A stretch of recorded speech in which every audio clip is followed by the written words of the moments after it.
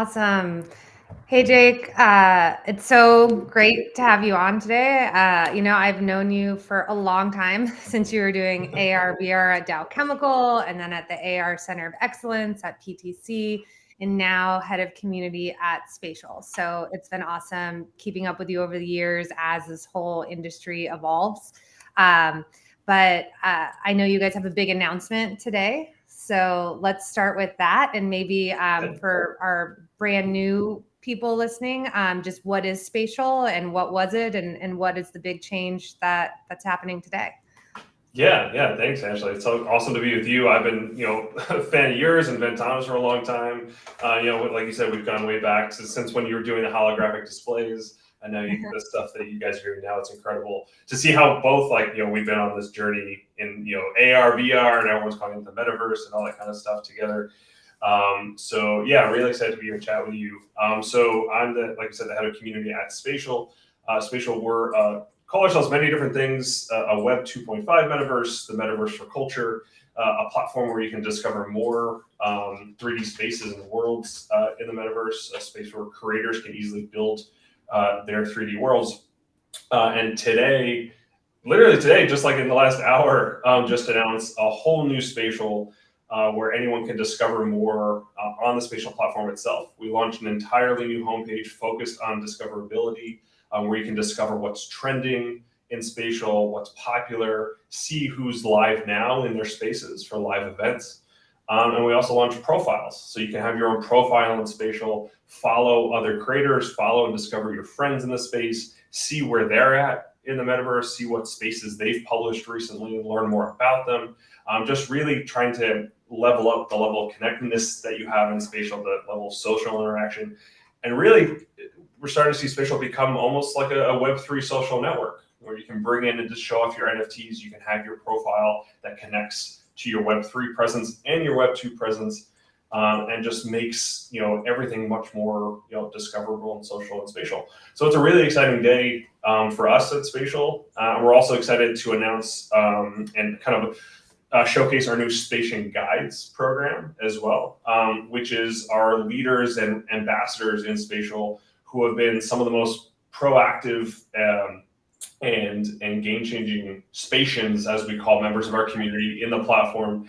And we're showcasing them on our website and our socials over the next few weeks as well, showing all the different spaces that they've been creating, all the events that they've hosted and will be hosting in the future. And I think they're just a subset of our massive community, but they're a great showcase of what's possible on Spatial today. That's so exciting. And I love that you guys, describe yourselves as that, Web 2.5. You guys are so attainable, with Spatial. You've built, it's almost like the WordPress, but of a spatial environment, right? You made it really easy with these templates, these art gallery templates to fill in. So if you're a brand or a new person to this whole spatial world, the templates make it really easy to build something. And the way I always describe the metaverse, it's such a controversial word, but the internet's just now 3D. Like we can now do volumetric content versus a flat web page. And the flat web pages are going to become very old and outdated pretty soon. And you guys are making it easy to build something in this spatial, no pun intended, environment, right? Yeah.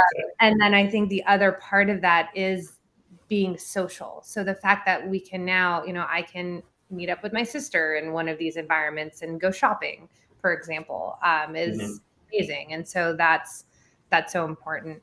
How are you seeing, people create their digital identities because their avatars, it's different. I'm not just a cookie floating around the internet that, that dress is following me around. Like I'm an actual avatar that I've dressed up, and it might be totally different than me in real life. Yeah, totally. Yeah, we have, people who want to look like themselves on Spatial, so you can take a selfie and apply it to a full body avatar, legs, torso, the whole thing, and you can look just like yourself, which is important to a lot of people, especially depending on how you want to identify yourself, especially when we talk about celebrities or brand ambassadors and things like that, where your face is your brand. But there's also course, lots of people, being the internet, who don't, they want to be anonymous or they want to look like something else. And with our integration with Ready Player Me, you can design your avatar head to toe to look. You can look like a pink teddy bear. You can look like you can have purple hair. Whatever you want to do, you can do that. And that's also introduced a lot of exciting partnerships. We're amazing partners with Ready Player Me. We love them, and they've brought a lot of incredible partnerships onto their avatar layer, such as Tommy Hilfiger. We've worked together with them on Vogue, which we just launched, and they're all bringing their own wearables to Spatial. Actually, just yesterday, they just announced a partnership with Universal Pictures, where they brought, in celebration of Halloween coming up, there's some new wearables for Halloween as well, which is really exciting. So there's this whole concept of your identity as much more than a flat profile with images and things like that. It's literally how you identify yourself in the real world, right? Like what you wear and how you dress, maybe the car you drive or the photos you have on your wall and those kinds of things, which could only really kind of be expressed oftentimes in 3 dimensions, in the real world. Now you can bring that into Spatial. People have their own home environment on Spatial. When you sign up for an account, you get your own beautiful home environment. And just like your home in the real world, you can decorate that, put art on the wall, invite your friends to hang out, and those kinds of things. And it's really become a way that people express themselves. And people are, since now, especially over the last 2-3 years, people are spending a lot more time in these virtual spaces. So how they identify in these virtual worlds is becoming just as important, sometimes maybe more important than how they represent themselves or identify in the real world. Yeah. And what are some of those stats? I know you were mentioning of like, what is that current engagement or, users on the platform today?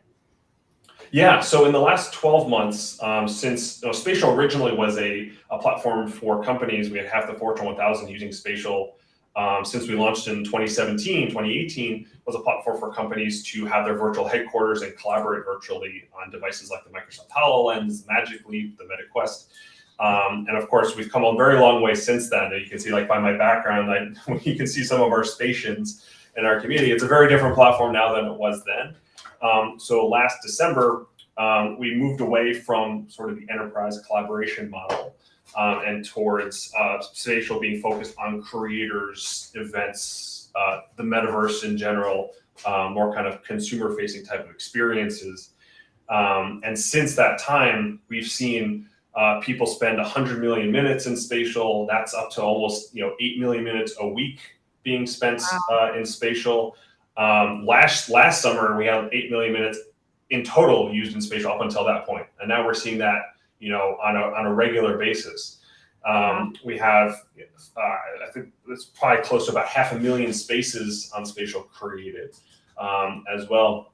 And this is just accelerating rapidly with each update that we put out, which is all based on user, Spatian feedback, I should say, that just keeps on accelerating, time and time again. So we're really excited to see with the new design and focus on discoverability and profiles today, how that helps benefit creators moving forward. Yeah, that's huge. And that's something we talk with our brand clients about all the time is don't go and build something new. Go to where users are going today, right? So, Spatial is a great place. Just like, you wouldn't, you're going to have an account on Instagram, right? Like this is kind of that next thing. But it takes consistency, right? So you wouldn't just post one post on Instagram and say, I've got an Instagram account as a brand, right? You need to kind of do things for the long term. And it's been exciting seeing some of the, people need to start somewhere. So these, one-off tests, but, with VNTANA, we're always like, how do you do this at scale and consistently and throughout the year? And, we're always focused on how do people get their 3D assets into places like Spatial. But how are you seeing the demand for, virtual clothing for people? I'm curious. Yeah. Yeah, no, I mean, it's huge. I mean, every time we put out, we work on these new partnerships and we put out new options for people to dress themselves and to customize their avatar, it's always this like explosion in interest and explosion in use in people customizing and changing up their avatars. And people have different outfits for different spaces that they go into. They may go into one space to hang out with their friends, and they have something more casual, and they go to a concert later in the day. We have people hosting concerts and performances on Spatial on a daily basis, and they dress up, as if they're going out, going to the concert. So people are changing, and they really identify with the outfits they wear. I see that too. Like, we had an event where we watched a stream of Serena Williams' last match, and we hosted it in a tennis stadium. And I put on my my Adidas outfit just to feel like a little sportier and stuff like that. And then we had our event a couple weeks later with Vogue, where Spatial was on the cover of Vogue Singapore, and we launched this new line of outfits for avatars, and we put on an outfit that was a little more upscale kind of feeling.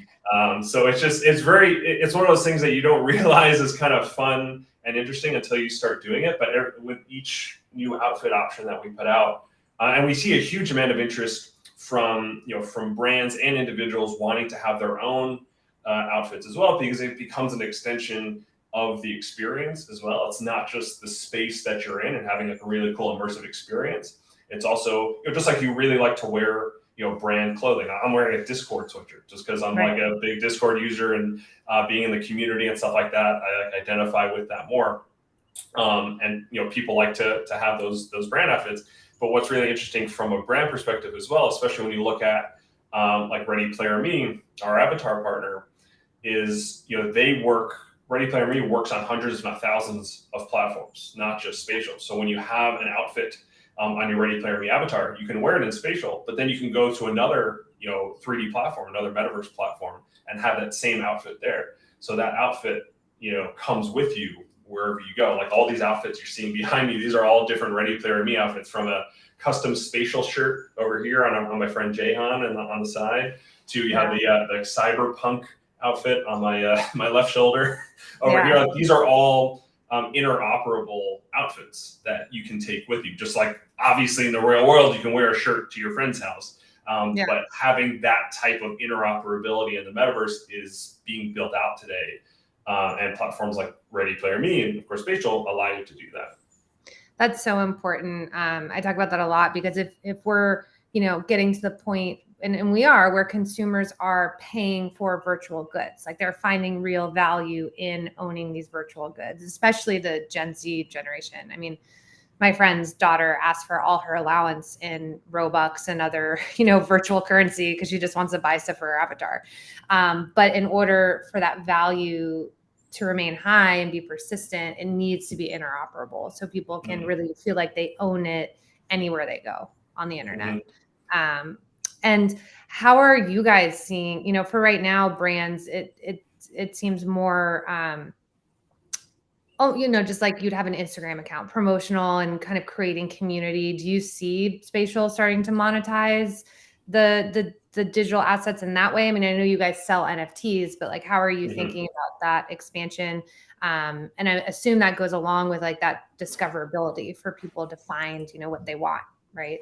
Definitely. That's, as we kind of advance the avatar capabilities, the avatar fidelity, we're seeing more and more demand and interest in, the wearables and things like that too. Definitely. I mean, if you look at, other platforms that are much larger than us, like Fortnite and Roblox and things like that, there are literally hundreds of millions of dollars per year being spent on wearables.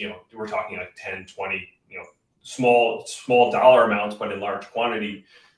Types of merchandise and outfits that are being spent.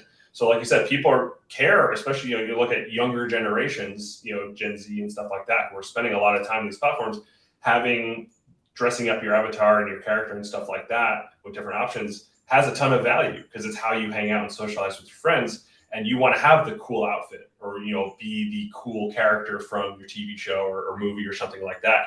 So there's a lot of value in that. And I think, looking long term, in terms of the metaverse, some form of marketplace model and things like that, an interoperable marketplace model that's backed by NFTs and cryptocurrency and blockchain technology, so that it's decentralized, so you can take those outfits and things that you own right to different platforms. Not one platform owns that content or that data. That's going to be hugely important. So definitely, we definitely believe that model will play a role in a larger metaverse monetization strategy. For sure. And yeah, I feel like NFTs have such a bad rap because the market's been crazy.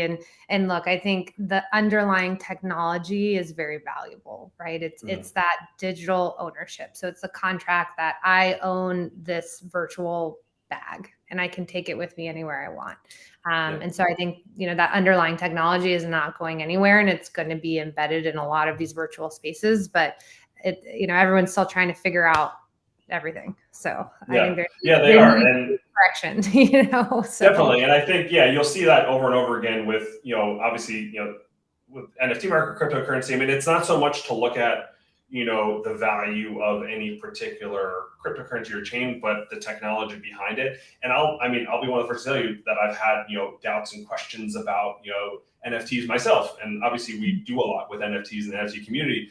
But what I've seen over time is the value that it brings to creators, independent creators and artists and things like that, how they can really own their own artistry and own their own destiny when it comes to now actually making a living off of their art, because there is none of that middleman structure. They can host their own art gallery, or if they're creating wearables, which are some artists in our community who are not shirt designers and things like that, but they're able to extend their brand into the wearable space. Maybe they're a musician and now they can have their own merch. So you can go to this musician's concert and wear his merch, or you're a photographer who's extending his brand into not just the 3D space that he built, but now an outfit that kind of vibes with his personal brand as well.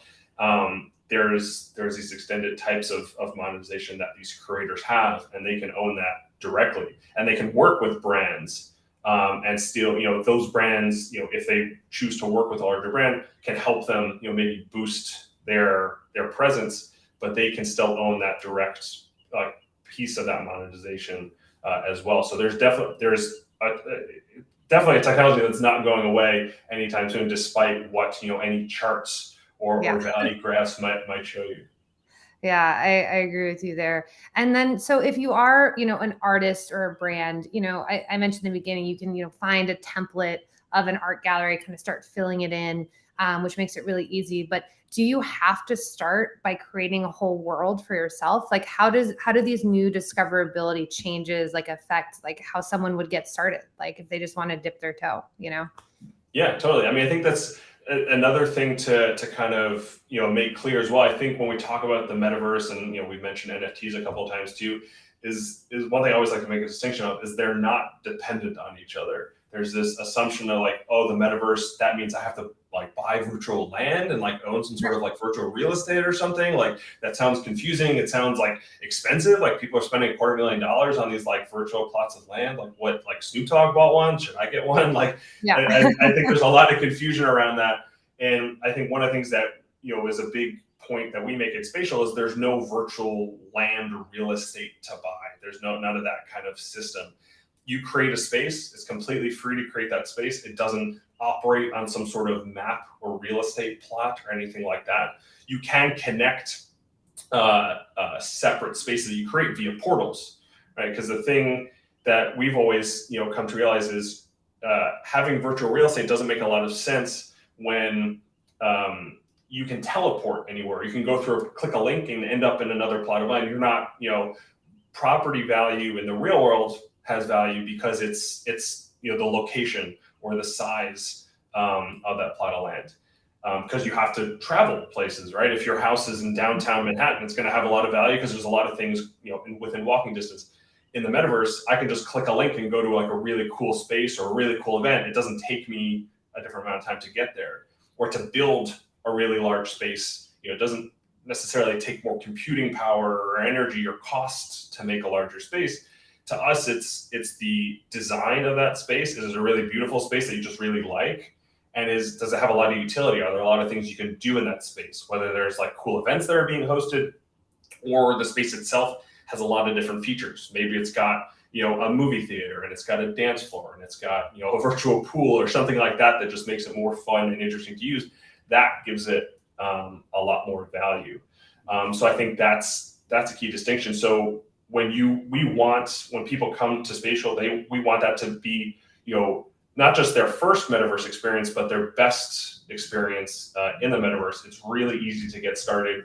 We have a whole host of different templates that you can use. You click once, boom, you have your own space, and then you can decorate it with your own images, your own JPEGs, your own MP4 files. It doesn't have to be NFTs. Decorate it and make it your own. And we want to make that like super, super easy. And then that space is available at just a link. Just like you share a link to a website, that 3D world is now accessible at a link. So we want to make all these spaces that are being created both from templates, but we also have a huge part of our community are 3D builders and 3D creators who are building their own worlds that are uploading those. We want to make all of these spaces discoverable, no matter what your skill level is at being a metaverse architect or 3D builder. We want to make your space really discoverable so you can connect with the community that you want to connect with.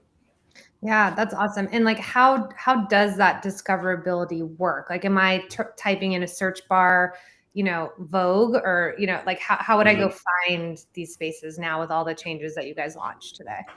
Yeah, so today the two big things in terms of discoverability is having tabs that are showing what's trending now. So what's actually popular in terms of visits and hearts on a space or loves on a space, and then what's popular. So what's over the last set amount of time has been where people have been going to. Maybe they're not popular this exact moment, but they've been popular for the last say week or months, and rising those to the top. Because what we had before was really sort of a manually curated section of spaces or things that we discovered or were shared with us on Twitter and stuff like that, of spaces that were interesting. And then we've moved to a model where anyone can self-publish their spaces and make them discoverable. So you can search for, Vogue and find the Vogue space, or sci-fi and find spaces that are, named sci-fi and things like that. So we wanted to raise a lot of those things to the top because we even saw, part of the update was a little selfish because we were discovering spaces that, looking through our own data and metrics that we didn't hear about through Twitter. So we wanted to surface the spaces really for the community at large so they can discover all these. There are thousands, tens of thousands of spaces that are being created all the time that we simply didn't know about. So this brings them to the surface and allows people and creators who maybe don't have a Twitter following or a LinkedIn following and stuff like that to have their worlds discovered. Because really what's happening in Spatial, but really kind of Web3 at large, is the next generation of creators is being, and if you want to call them influencers, is being created today. And they don't look like the YouTubers and the Instagrammers of the past. It's a very different type of dynamic. So we want to make sure the people who are really building incredibly creative and beautiful 3D worlds, whether they're using templates or whether they're building something from scratch, those can be discovered really, really easily. No, that's huge. Again, it all goes with the whole point of Web3 is democratizing, the internet even more and making it so, the best rise to the top, and that user engagement. And to be honest, that's how Twitter, Instagram, all the social networks work today. So this is just that spatial version of it, which is so cool. Yeah, we want to take some of the concepts of of Web2, but we want to bring them into the next generation. We want to take the lessons learned from Web2 and social media and improve upon those and make it a better experience, both from a mental health perspective, but also, first and foremost, a mental health perspective, but also just an overall experience perspective as well. Yeah, for sure. And that kind of brings me to, the social media networks today. They make all their money on ad revenue, right? Is that how you see this going, or it's just too early? We're not sure. Is there going to be virtual product placement of 3D models throughout, these spaces, or how do you see that? Yeah, I think it still might be a little too early to tell. I think we're like ourselves, but also brands in general are still trying to figure out this whole new world and this whole new dynamic of what the metaverse means, both as an individual and for brands as a whole. We don't believe it means creating a one-to-one copy of your world. If you're a brand or a store, one-to-one copy of your real world store. It's how can you create an expanded experience that adds value to your fans, your community, your customers. How does it add value to them today? So, I mean, I think there's definitely, with Web3 and crypto and all these kinds of things, there's definitely, as you kind of seen a lot with Web2, kind of a pushback from maybe the traditional advertising model of, banner ads and those kinds of things. And there may be other ways that monetization is done. Again, it could be through a marketplace model, or it could be through more subtle ways. I mean, we've worked with brands on experiences and are working with a lot more upcoming who, we did a number of events with McDonald's, which is really exciting. And they didn't create a virtual McDonald's store where you can go buy a virtual Big Mac or anything like that, which has no calories, which is great. Yeah. But they, one of the experiences we did with them was with Umberto Leone, a incredible fashion designer, and they built a space for the Lunar New Year earlier this year in February. And the space was, sponsored by McDonald's, and there was subtle McDonald's branding here and there, but the focus, the overall, the majority of the focus was on learning about the culture, learning about, the different zodiac animals, having a shared social experience in this space. And I think those are the types of experiences that people will gravitate towards when you're not being beat over the head with, a brand experience or something like that. But when you're actually going there, it can have value. You can go and learn things and meet people in this kind of shared immersive experience. That's the type of direction I definitely see this going in more than kind of traditional, billboard ad type model. Oh, completely. Yeah. Like a pop-up ad in the metaverse would be abrasive. Right? You're like, yeah, especially in virtual reality. Yeah, that's a hellscape that none of us want. Yeah, exactly. But no, and I think it's exciting. So kind of like recapping, it's easy to create a profile as a person or a brand in this space, similar to kind of your social networks today, but you have all these new options because you're building this virtual space with 3D content, but consistency is key. So if you are a brand, being able to have that scalable 3D workflow to consistently send content, just like you consistently send content to a social media platform, to kind of keep users engaged. And then you guys have that social element, which is huge because I want to meet up with my friend and go tour the Vogue space or, whatever that is. So and the other key thing I'll add too, and this, is important to you guys as well, is making that accessible, kind of like you talked about before, meeting people where they are. So these experiences, there's also maybe the assumption is, oh, I don't have a virtual reality headset, or like I'm uncomfortable doing those kinds of things. The key thing that we've built the platform to as well is that it works in a web browser. You don't have to download anything. You don't have to go into a headset or anything like that. You can just go to spatial.io. You'll see the whole platform is right there, and you can go into these 3D worlds right from your web browser, and then also from your phone. There's an iOS and Android app. So if you're on the go, if you're on the couch or whatever, you can jump into these spaces right from your phone. If you want that next level, like, futuristic, oh my God experience, we are on the MetaQuest. We've been on the MetaQuest for 2.5 years now. So you can jump into virtual reality and engage with people who are joining from web browsers or their phones. So you have this cross-platform experience. That I think that's why brands love working with us. We love working with them, is because we can get to their communities wherever they are, whatever platform they're in. You build it once, and boom, it's accessible on all these different platforms. So we've really had a big focus on making the platform optimized in a way so all this content, right, all this 3D content, 2D content, and avatars, all these things can play really well across all these different platforms that we support. Yeah, which is awesome. And that's everything, why we launched our software platform at VNTANA, making it so we can optimize your assets to go everywhere. Because, to your point, you need to meet people where they are today. That's awesome. Well, I know you have a huge day today with this announcement and as the community manager explaining all this. So thanks so much for joining us. And we'll have to have you back on next year and talk about all of the amazing new things that are sure to happen. Yeah, thanks, Ashley. Yeah, who knows? I didn't know we were going to be at this point a year ago today with all these incredible features. So who knows where we'll be at a year from now, but I'm excited. And thanks for the time. Awesome. Take care.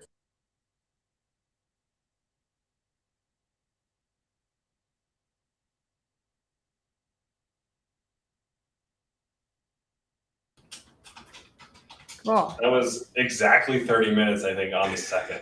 I'm if you tell me 30 minutes, I'm gonna keep it there. So you come back. You're good. That was like, I've never had, that was like pinpoint precision. That was great. Awesome. Well, seriously, thank you. This is so fun. And I obviously love everything you guys are building over there. Yeah, thanks. Yeah, thanks are we still live, by the way? I still hit the live button. So I think it says live. That was a joke. We can still keep talking. We're still live. Yeah. We can figure out NFTs and virtual networks, but not what But the restream stuff is still the restream we're still working on. All right. But I do know you got to go, Jake. So if you've got to leave, that's yeah, cool. I got to. Well, thanks for the time.